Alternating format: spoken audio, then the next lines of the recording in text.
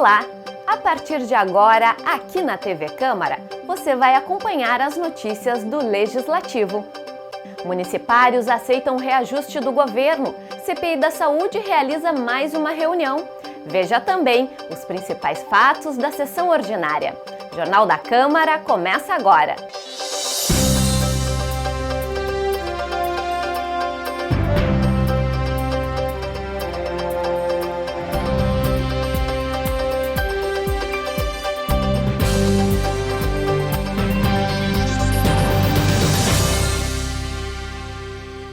O presidente da Câmara de Vereadores, Adhemar Ornel, destacou a importância da defesa dos direitos dos trabalhadores da educação durante uma audiência pública que homenageou os 75 anos do Sindicato dos Professores do Rio Grande do Sul. A audiência, que foi realizada na noite de terça-feira, 21 de maio, no plenário do Legislativo, contou com as presenças dos vereadores Marcola, Beto Z3, Ricardo Santos e Ivan Duarte, do diretor do 5º CRES, Ciro Almeida, além de representantes de escolas e universidades de Pelotas e do diretor de Educação, Formação e Cultura do Sindicato dos Professores do Ensino Privado do Rio Grande do Sul, Celso Floriano Stafanoski, e o diretor de Educação, Formação e Cultura e Comunicação Social da Regional Pelotas, Marcos Kamer. O Simpro-RS atende 1.700 instituições, 30 mil professores, mais de 600 mil alunos, que vão desde a escola infantil até a universidade. Em 7 décadas e meia, o sindicato busca a valorização do professor, no que diz respeito às condições de trabalho, à qualidade do ensino e à prestação de serviço à comunidade, através de campanhas. O diretor do Simpro-RS agradeceu a homenagem prestada pela Câmara de Pelotas e aproveitou para falar um pouco da educação no estado. Na educação infantil, nós temos uma situação muito grave que muitas escolas, elas trabalham, atendem crianças, mas elas não têm ainda o credenciamento, a autorização dos respectivos conselhos. E este é um movimento, que os sindicatos professores está realizando em parceria com os conselhos, para que se possa realmente ter essa regularização e que os pais possam ter a tranquilidade de levar as crianças às escolas e ter a tranquilidade de poder saber que aquele espaço realmente tem professor com habilitação, tem professor credenciado, e também professor valorizado, que isso é uma das preocupações do sindicato, claro, além das condições de trabalho e as condições que a escola deve ter para poder atender essas crianças. Na educação básica, nós já temos uma situação um pouco mais resolvida, digamos assim, porque as escolas estão mais estruturadas e, portanto, existe um diferencial e, portanto, a sociedade procura a escola privada porque esse é um diferencial que tem da escola pública. E a educação superior também, nós temos aí várias universidades que são acompanhadas pelo sindicato, também tem referencial de qualidade. A realidade do ensino privado é bem parecida com a do público. Educadores são remunerados por hora-aula e levam tarefas para casa. Trabalham em salas de aula com uma média de 50 alunos, não têm tempo de aperfeiçoar os conhecimentos através de cursos, o que resulta muitas vezes em doenças como o estresse. O diretor do Simpro Pelotas, ao usar a palavra, enfatizou que hoje a educação é vista apenas como uma mercadoria. Nós precisamos estar em luta, nós precisamos estar organizados, que nós, enquanto professores, precisamos ter uma atuação mais efetiva junto com o próprio sindicato, para que a gente não pense a educação somente como um fim do professor em si também, vamos dizer assim, só como um espaço na qual ele faz sua carreira, mas que ele tenha um pouco de sensibilidade com o fim que ele faz dele mesmo na sua atividade profissional. E é isso que, na verdade, o sindicato cada vez mais, vamos dizer, quer chamar atenção para isso. O presidente da Câmara, Adhemar Ornel, proponente da audiência, ao subir à tribuna, disse que é uma honra fazer a homenagem a uma entidade que prima pela valorização dos professores e, como consequência, da educação. Todo debate sobre o ensino e sobre a educação é importante, até porque serve de referência para outros setores, até público, inclusive. Na verdade, nós fizemos ontem uma homenagem ao Simpro, que tem toda uma história de 75 anos de luta em favor do ensino, em favor da educação, em favor de propostas que visam a qualificar o ensino. E nós, como eu debati ontem, pudemos levantar alguns temas que eram importantes e que concorrem no ensino público. E, na verdade, o ensino privado também participa bastante dentro do sistema de educação. A Comissão Parlamentar de Inquérito que investiga a saúde pública em Pelotas continua ouvindo os depoimentos dos funcionários do SAMU. Desta vez, os médicos que prestam atendimento foram ouvidos. Quem traz mais informações é o repórter Luiz Alexandre. Josi, nas duas últimas reuniões da CPI da Saúde, os depoentes foram médicos do Serviço de Atendimento Móvel de Urgência. Vereador Ricardo Santos, quais foram os relatos e a realidade apresentada pelos profissionais do SAMU aqui? Olha, os relatos de todos os profissionais de saúde que aqui estiveram, né, principalmente agora, já no fim, né, desse depoimento, foram os médicos, e constatou, mais uma vez, confirma aquilo que nós investigamos, né? Constatamos a falta de médico, constatamos as péssimas condições de trabalho em que o SAMU se encontra, né, com viaturas já ultrapassadas, com uma base emprestada que é aos fundos do Hemocentro, né, sabendo que existe a possibilidade de nós termos uma base do SAMU. Eu acho que faltam políticas voltadas para a saúde, para a urgência e emergência, uma qualificação, melhor salário destes profissionais, para entusiasmar cada vez mais eles a socorrerem a população de Pelotas. E deixar aqui também que o SAMU faz um excelente trabalho, os profissionais. A nossa avaliação é contra contratos, licitações, né, contra a gerência, a administração, a gestão. Então eu volto a falar. Lá no começo da Comissão Parlamentar de Inquérito, quando instauramos, eu comentei, a saúde de Pelotas, ela está doente e tem um remédio que se chama gestão. É a mesma coisa eu digo ao SAMU. As pautas aí das próximas reuniões da CPI. A partir da semana que vem, hoje já foi aprovado em plenário, né, nesta comissão, a partir da semana que vem vamos começar a ouvir, então, as pessoas que se envolvem com as UBSs, com os postos de saúde e a UBAI, né? Vamos ouvir primeiro a Secretaria Municipal de Saúde, superintendentes, né, pessoas envolvidas com os postos e também com os funcionários. E vamos ver o que está acontecendo, que eu acredito que é o mesmo que o SAMU. A falta de médico, a falta de medicação ou muitas vezes a falta de remédio dentro do posto, mas com excesso dentro da farmácia. A rota que não está sendo bem feita, né? E a população não pode mais ficar à mercê da boa vontade de um gestor, né, do gestor público, enquanto a porta de entrada da saúde é a UBS.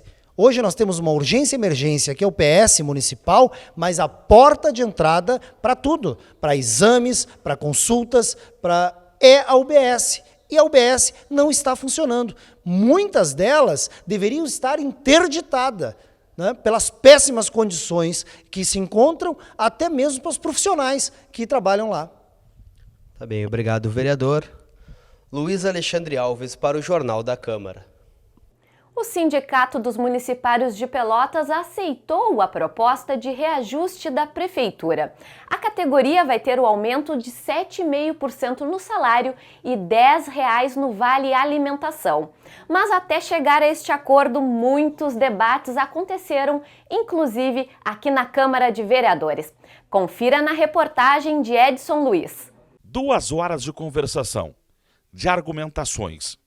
O encontro no gabinete do prefeito municipal contou com a participação da chefia do executivo, comissão de vereadores e do SIMP. A intenção era avançar, mas nada mudou em relação à proposta inicial de 7,5% de reajuste e R$ 10 no Vale Alimentação. Ao fim do encontro, sentimentos diferentes das partes envolvidas na negociação. É frustração porque nós temos fundamentação suficiente para melhorar a proposta dos 7,5%, tanto no reajuste salarial, como na base de cálculo e também no próprio Vale Alimentação. É uma decisão do Executivo, né, encerrar a negociação. Né, a partir de agora ele não avança mais na negociação. Nós nos debatemos sobre as 3 emendas orçamentárias aprovadas no ano passado na Câmara de Vereadores, sobre R$ 220 do Vale Alimentação, a própria emenda que busca elevar os menores padrões salariais, né, que estão hoje abaixo do mínimo nacional, e também a emenda orçamentária no que tange a piso salarial nacional. Esses são as três fundamentações, né, que a gente buscou trazer aqui aqui ao Executivo para melhorar a proposta, né, e que esse seria uma referência para debate, né, que fundamentaria todos os recursos, digamos assim, que se teria para apontar nessas três questões. Esse é todo o esforço que a Prefeitura faz. Então não é uma questão de não avança o governo ou não cede.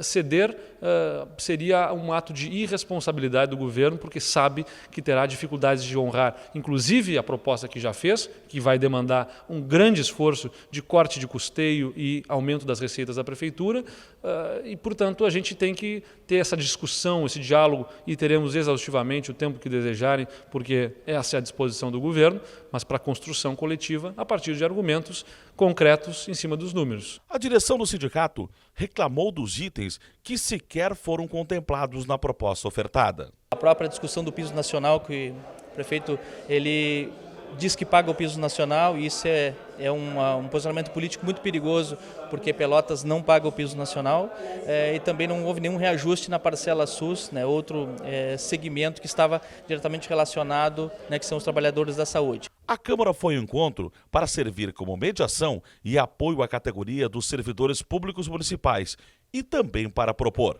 A Câmara, nesse caso, é o poder que tem legitimidade, né, para bem representar o povo e poder, de certa forma, avaliar a necessidade dos funcionários, que é grande, bem como avaliar as possibilidades do governo, que parece que são poucas. O que nós entendemos que deveríamos trabalhar mais, por exemplo, no aumento do vale alimentação, que é uma certa margem para poder trabalhar esses valores sem prejuízo da lei de responsabilidade fiscal. O prefeito argumentou que, caso fosse além, extrapolaria os limites impostos pela própria legislação. Nós temos a limitação da lei de responsabilidade fiscal. 48,6 é o que a Prefeitura pode comprometer sem ter apontamentos por parte do Tribunal de Contas. A partir disso, o Tribunal de Contas já alerta que está próximo dos 51%, que é o limite imposto para gasto com pessoal, antes de começar a haver restrições à Prefeitura. É importante destacar, as restrições começam para os próprios servidores. Corte de hora extra, corte de contratações, qualquer alteração em estrutura de carreira que signifique aumento de gastos, avanços, os triênios, todas as vantagens dos servidores ficam suspensas até que a Prefeitura recomponha a sua condição abaixo desse percentual. O encontro serviu também para que o presidente do Legislativo ratificasse os procedimentos adotados pela Câmara durante a análise do Orçamento 2013. Nós entendemos que a Câmara agiu legitimamente e legalmente quando fez emendas no Orçamento para 2013. O governo teria forma de se contrapor aquelas emendas, não fez. Então deixou de cumprir aquilo que entende que não podia ser feito.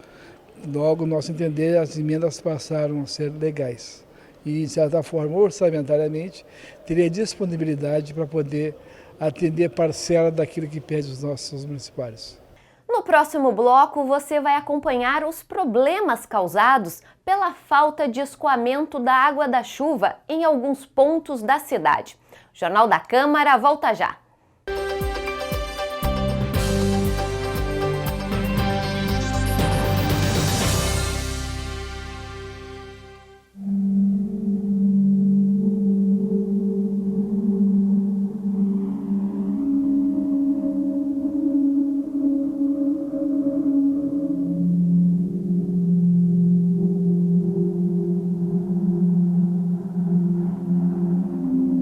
O IBAMA luta contra a exploração ilegal da madeira e o avanço da agropecuária sobre a floresta destruída. Faça também a sua parte. Não compre madeira de desmatamento ilegal. Manter a floresta viva é se manter vivo. A cultura brasileira é feita por quem está no palco e por quem está nos bastidores, por quem brilha em frente às câmeras e por quem trabalha atrás delas. É feita por quem sonha alto e por quem voa alto, por quem pinta telas e também por quem pinta faces. É feita da energia de quem dança e de quem faz da parceria movimento, por quem constrói mundos e por quem transforma o seu mundo em arte. É feita por milhões de trabalhadores da cultura que podem e devem planejar o futuro e fazer do descanso dias especiais.